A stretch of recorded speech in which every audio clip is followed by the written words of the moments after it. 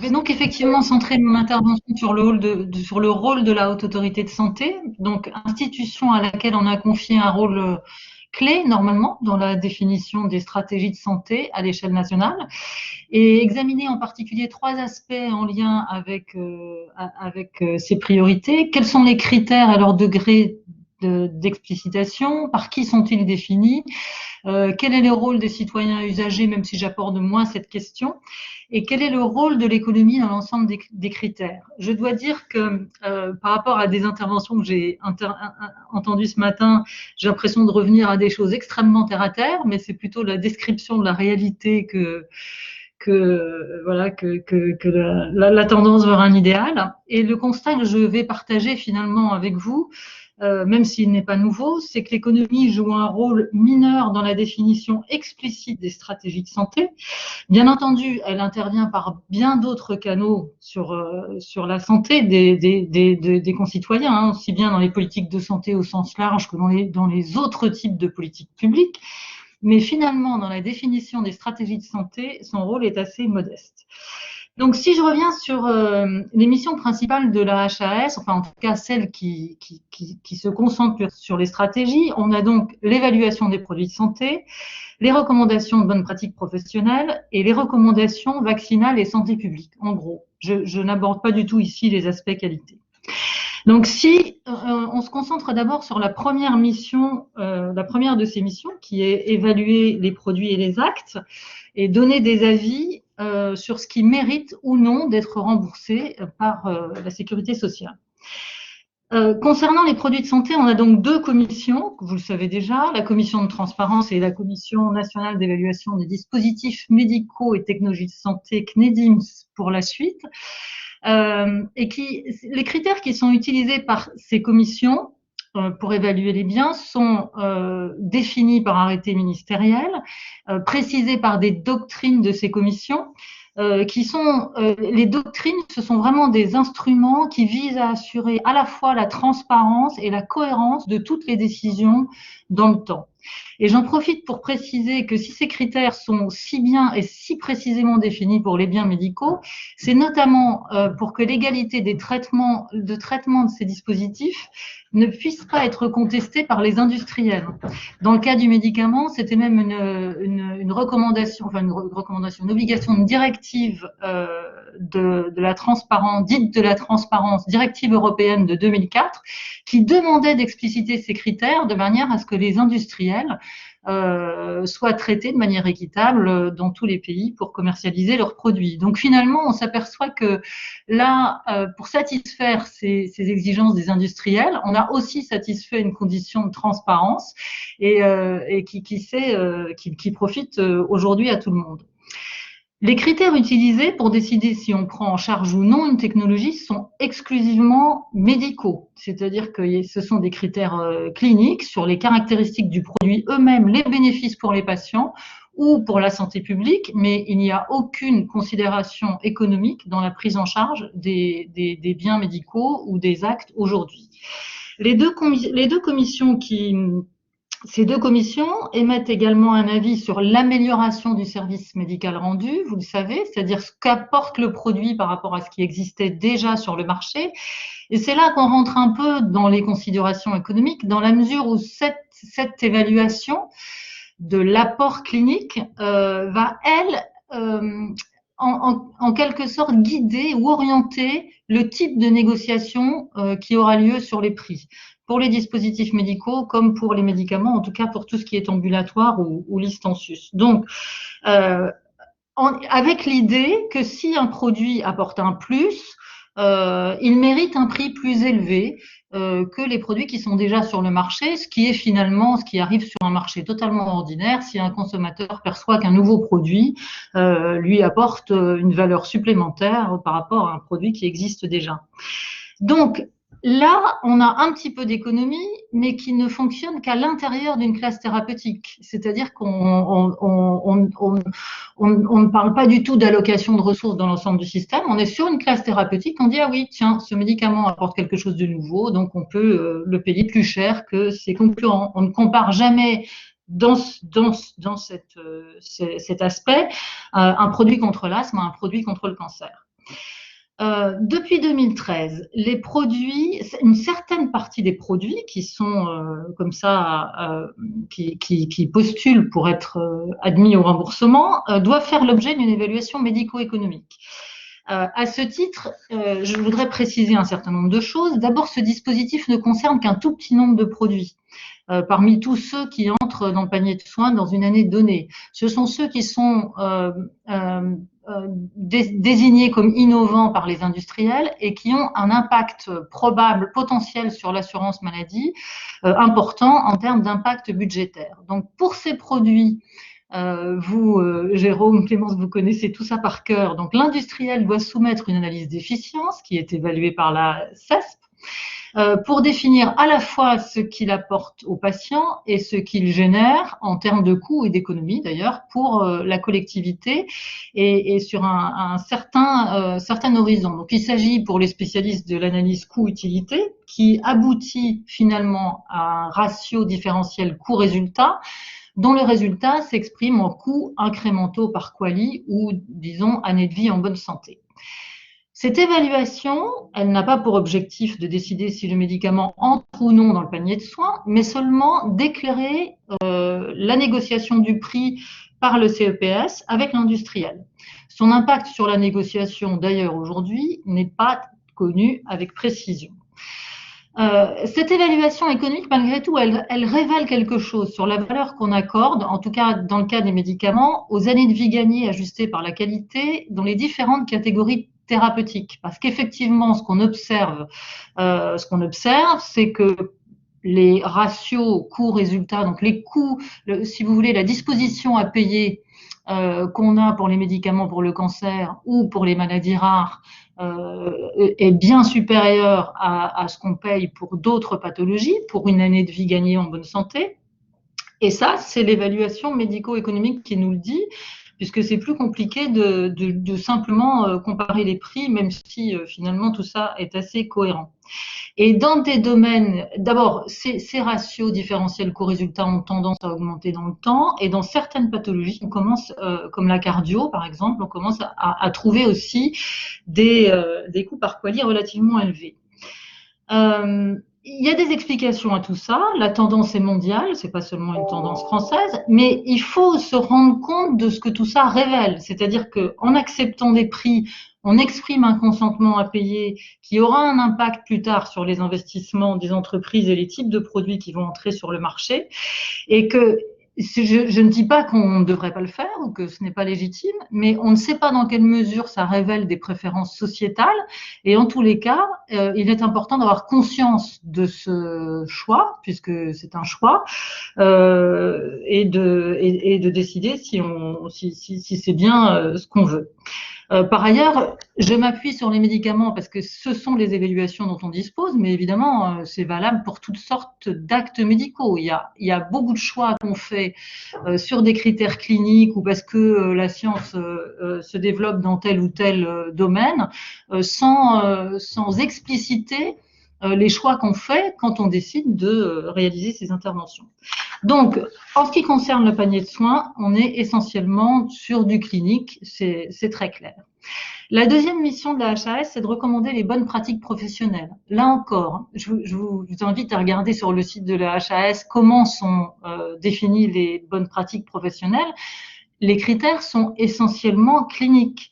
Pourtant, la HAS a une mission qui est d'intégrer l'efficience dans la. Alors, la mission ne veut pas dire qu'elle doit le faire systématiquement, mais en tous les cas, elle est légitime à intégrer l'efficience dans la définition des stratégies thérapeutiques, en particulier des bonnes pratiques cliniques.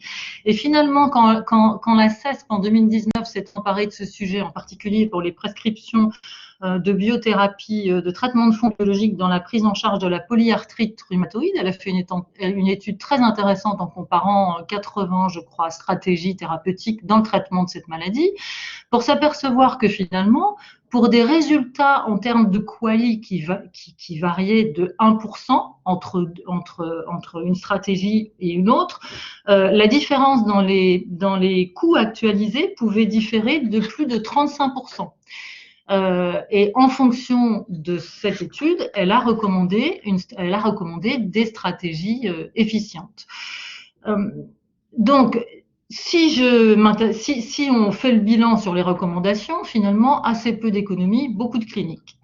La troisième mission, c'est d'élaborer des recommandations vaccinales et de santé publique. Et là, on mobilise un peu plus, dans certains cas en tout cas, l'économie et d'autres choses comme d'autres disciplines comme l'éthique, qui sont et je vais donner quelques exemples. Le premier, c'est l'évaluation de l'élargissement du dépistage de l'hépatite C qui a été évalué je crois que c'était aussi en 2019 ou 18.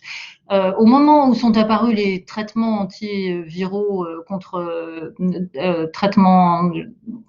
l'hépatite C qui sont très efficaces, on s'est demandé tout à fait légitimement si il était opportun d'élargir le dépistage de l'hépatite C à toute la population, de façon à traiter les personnes infectées le plus tôt possible avant qu'elles développent la maladie, voire d'éradiquer l'hépatite C.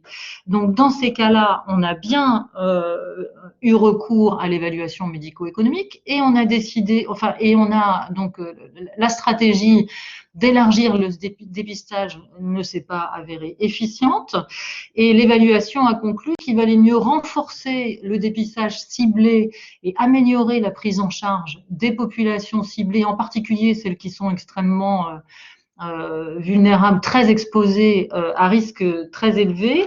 Et le travail de la HAS est maintenant orienté vers cette stratégie d'améliorer la prise en charge des populations plutôt que d'un dépistage ciblé. Donc là, on a un exemple où l'évaluation médico-économique ne dit pas seulement non, on n'élargit pas, mais dit aussi des choses sur ce qu'on peut faire pour améliorer la situation.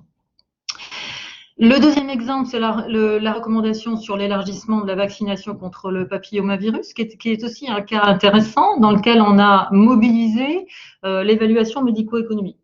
Donc, on avait pris acte que la couverture des filles en France était insuffisante, elle est 30% alors qu'on avait un objectif de 60%, que par ailleurs, on avait un peu moins de 2004 cancers chez les hommes causés par le papillomavirus et donc on a étudié l'efficience. Ce qu'on remarque, c'est que, alors d'abord sur des études étrangères, parce qu'il n'y avait pas d'études spécifiquement françaises, c'est que les résultats sont extrêmement variables en fonction du nombre de cancers qu'on prend en compte, etc. Mais en général, l'augmentation de la couverture vaccinale des filles est la stratégie la plus coût-efficace par rapport à une vaccination des filles et des garçons. Mais malgré tout, le ratio coût-efficacité de la stratégie universelle filles-garçons est plus favorable quand la couverture vaccinale est faible, ce qui est le cas de la France. Donc là, on mobilise cet argument et on mobilise un deuxième argument qui est éthique, qui est de dire la vaccination des garçons est un élément qui contribue à réduire les inégalités hommes-femmes en matière de prévention de la santé et ça permet par ailleurs et ça permet aux garçons de participer à cette baisse globale de la transmission du papillomavirus. Et par ailleurs, les hommes qui ont des rapports sexuels avec les hommes ne peuvent bénéficier de l'immunité qu'on essaie d'avoir chez les filles si seulement les filles sont vaccinées. Donc là encore, on mobilise l'analyse économique, mais évidemment, c'est pas le critère définitif et unique qui permet de définir une stratégie. Voilà. Donc là, je vous donne quelques exemples économiques. Et le dernier exemple que je voudrais développer, c'est celui de la stratégie vaccinale contre la Covid que la HAS a portée, qui n'a absolument pas mobilisé d'arguments économiques, pas du tout même. La HAS a clairement explicité les raisons de ses choix. L'objectif était de minimiser le nombre de cas graves et le nombre de décès. Et pour ça, elle a suggéré de cibler prioritairement les personnes les plus fragiles et les plus exposées au risque. Ce qui aboutissait à prioriser les personnes âgées dans les EHPAD, où de nombreux clusters s'étaient développés. La question des professionnels de santé s'est évidemment posée, puisqu'ils sont aussi très exposés, et donc ça a conduit aussi à recommander la vaccination des professionnels de santé à risque. Les choix qui ont été exprimés par la HAS ont parfois été contestés, ce qui est absolument non seulement légitime, mais également sain dans une démocratie. Et comme je l'ai dit tout à l'heure, il n'y a eu aucun calcul économique. Et on était pourtant dans un... Et par ailleurs, les prix des vaccins ne sont pas publics, comme vous le savez, donc il aurait manqué quelques données pour faire une évaluation. Malgré tout, on était dans une situation qui est finalement assez rare, avec un rationnement explicite, temporaire en tout cas, provoqué par les doses de vaccins disponibles. Et on a choisi de faire d'utiliser ces critères: forme grave, exposition au risque. On pourrait aussi exprimer, et c'était pas du tout un élément du choix, que cette stratégie pouvait aussi alléger la charge sur les soignants, les établissements et les équipes de santé. Si vous regardez les statistiques au 9 février, les statistiques hebdomadaires de Santé publique France, vous voyez que 60% des patients hospitalisés ont plus de 75 ans et 80% plus de 65 ans, ce qui veut dire que si on arrive à vacciner toutes ces personnes, on est en mesure de diminuer de 80% les besoins d'hospitalisation. Donc, ce sont des arguments qu'on aurait pu mobiliser, même si on ne l'a pas fait. Voilà, donc pour conclure, et parce que c'était un thème de cette table ronde, et que je n'ai pas beaucoup abordé, je voulais quand même dire que l'implication des usagers, des citoyens, des patients était vraiment une forte tendance à la HAS, qu'on avait à présent, si je ne m'abuse, je n'ai pas vérifié commission par commission, mais je pense que c'est vrai, dans chaque commission, des représentants des usagers ou des citoyens, qu'on avait par ailleurs un conseil pour l'engagement des usagers qui a été créé vraiment comme un groupe d'appui et de ressources permanents pour éclairer les travaux de la HAS, et que ça prend une place dans nos délibérations et dans nos avis qui est de plus en plus importante. Voilà, j'espère que je n'ai pas été trop longue parce que je n'ai pas mis mon chronomètre. Non, très bien Valérie, c'était parfait. Merci. Merci beaucoup, donc merci pour ta présentation qui effectivement vient très bien compléter les discussions de ce matin qui se plaçaient à un autre niveau. Et donc tu as, je trouve, très bien présenté comment la HAS mobilisait ou ne mobilisait pas les critères d'efficience et les critères économiques, ou en tous les cas ne les mobilisait pas systématiquement. Donc on aura l'occasion d'y revenir. J'ai déjà des questions qui me brûlent les lèvres, mais je suis sûr qu'il y en aura d'autres. Donc je vais passer la parole à Florence Juzot. Donc Florence Juzot est professeure d'économie à l'Université Dauphine PSL, et elle est entre autres également membre du Conseil consultatif national d'éthique, et elle a pu ces derniers temps participer à des discussions très riches sur les questions de priorisation qui ont donné lieu donc à des avis du Conseil national d'éthique. Elle s'est proposée aujourd'hui d'évoquer avec nous ces discussions et la place que peuvent avoir les critères des économistes dans ces discussions. Donc Florence, je te laisse la parole pour un maximum de 15 minutes, si tu le veux bien.